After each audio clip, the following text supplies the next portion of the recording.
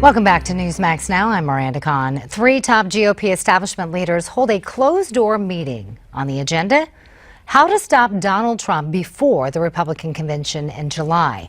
Politico reports Bill Wischerman, Bob Fisher, and Eric Erickson all have deep ties to the social conservative movement. They planned today to have their so-called secret meeting to not only try to stop Trump, but to plan a run for a third-party true conservative challenger in the fall. But Politico reports one person involved in that meeting says the third-party candidate idea is only in the early stages and says that the group hasn't given up on the Republican Party just yet.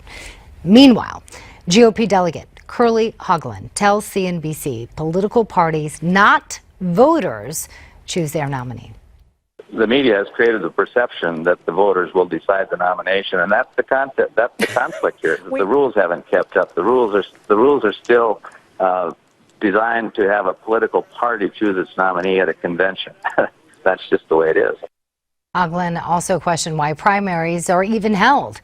He's one of 112 unbound GOP delegates who could play a major role if there is, in fact, a brokered convention.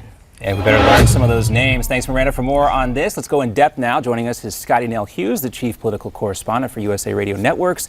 Also joining us, Dick Morris, political analyst here at Newsmax TV. Great to have you guys with us. Dick is also, of course, the best-selling author of Power Grab. All right, first question to you, Scottie. You just heard from our friend there, the delegate, and he's right. If you look at the rules, this is how it works out. If nobody gets to 1237, then you have the first ballot, you move on to the second ballot. These are the rules. What do you think about those comments? Well, the question is, he's just assuming that every state is like his state, that every delegate was elected like he was elected, which is not true. That is one thing as we're learning about this process, is we're finding out that every state has their own way of picking delegates. Here in Tennessee, you go to the ballot box, you pick who you want for president, and then you have to pick a slate of people who are either supporting that presidential ticket or go look for someone else if they happen to be your friend or something. But that is usually a representation of the person that you're choosing as president. I think that's how most of the states. In Florida, you go in and you vote for the candidate, and then a few weeks later, you go in and run to be a delegate for that candidate. It's a two-step process there. So every state is different. So yes, maybe for his state, he has more power than that. Here in Tennessee, here in most states, they're representative of the people, just like Congress is, and they represent the people. And people are electing them to go as the delegate, for the candidate they chose them to go for. It's one of the beautiful things about this republic. But Dick, I want to talk about this secret meeting going on. There's been several of these secret meetings. Why don't these guys get behind Ted Cruz, who by all accounts is a conservative, instead of being against Donald Trump? Well, I think the talk of a third party is nonsense. Would just elect Hillary. The key question now is John Kasich and, to a lesser extent, Marco Rubio.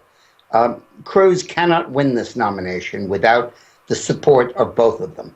He would have to win 88% of the remaining delegates in order to get a first ballot nomination, unless he can borrow 143 from Rubio and 260-something from Kasich, 160-something from Kasich, and unless he can get Kasich out of the field, so it's a one-on-one race against Trump. The move to be made here is Cruz for president and Kasich for vice president. Cruz has to make that offer because there's no other way to win. Kasich, on the other hand, is delusional at this point, thinking that, Ohio is the first of many states I'm going to carry. And when he gets clobbered in Arizona on Tuesday and in Wisconsin a week from Tuesday, he's going to learn that that's fanciful, that 2 weeks from Tuesday, he's going to learn that that's fanciful, that he can't, and that he and Cruz will split the vote just like they did in Michigan and Illinois and give Donald Trump the delegates. Until John Kasich gets that realization, Trump is going to be the nominee. But if reality dawns on John Kasich, he might be able to make Cruz the nominee. Remember that between March 22nd, this Tuesday, and April 19th, there is no primaries. It's empty, except for one in Wisconsin on April 5th, 42 delegates. But other than that, it's a hiatus, halftime, time for deal making.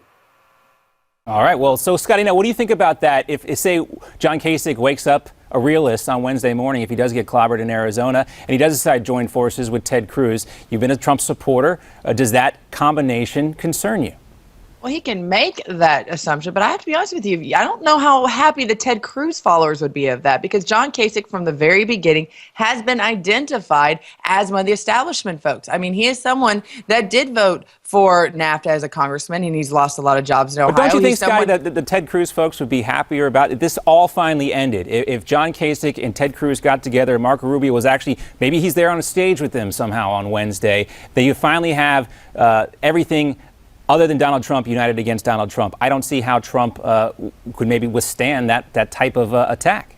Oh, well, I think he could withstand it because it's about the people in this. Ted Cruz might have some bitter misgivings, might be definitely upset with Donald Trump. The majority of his followers, though, are not. If you ask a lot of the Trump folks, they go that are supporting Mr. Trump, that I like Mr. Trump, but I can handle Ted Cruz. And honestly, out here in Main Street, outside of the Beltway, outside of New York, you have a lot of people, those Cruz folks, who say that I was between the two. They share a lot of the same ideology in the present state. So I think right there, if he joined on with Kasich, who is pro-amnesty, who is in their pro-Common Core, everything that Ted Cruz has fought against, I think people would go, you know what, forget this. If you're already compromising just to get elected, then we don't need you in office. We're going to go support Donald Trump. All right, Dick, last question to you, about 45 seconds left. Lindsey Graham warming up to the idea of Ted Cruz. I don't know which is the right one. He either took the poison or the bullet today. What are we to make of this? Does this show that, folks like Lindsey Graham, who found Ted Cruz so distasteful, can get behind him now? Is this a trend?